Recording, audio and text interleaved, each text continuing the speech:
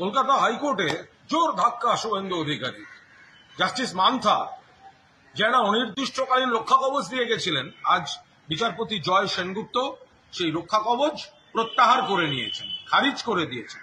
অর্থাৎ তৃণমূল কংগ্রেস বা রাজ্য সরকার যা বলছিল তাতে মান্যতা দিয়েছেন। একজন ব্যক্তি কোনো মামলায় রক্ষা কবচ পেতে পারেন, একজন ব্যক্তি একাধিক মামলায় ক্ষেত্র বিশেষে রক্ষা কবচ পেতে পারেন, কিন্তু একজন ব্যক্তি ভবিষ্যতে কি করবেন সেটা না জেনে আদালত কখন রক্ষা কবচ দেন, কিভাবে রক্ষা কবচ দেন?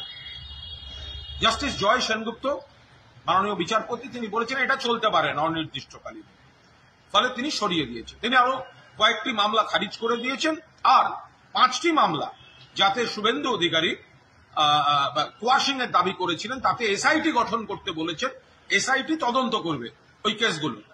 অর্থাৎ শুভেন্দুবাবু এই জাস্টিস মান্থার এই রক্ষা কবচ তার উপর ভর করে যে আপত্তিকর কথা, অশালীন কথা, প্ররোচনামূলক আচরণ একের পর এক করে এসছেন এবং আইনকে তোয়াক্কা করেননি। আজ এই রায়ের পর তাকে গোটা বিষয়টা দেখতে হবে, খতিয়ে দেখতে হবে। একে কি বলে জানেন? একে বলে জোর সা ঝটকা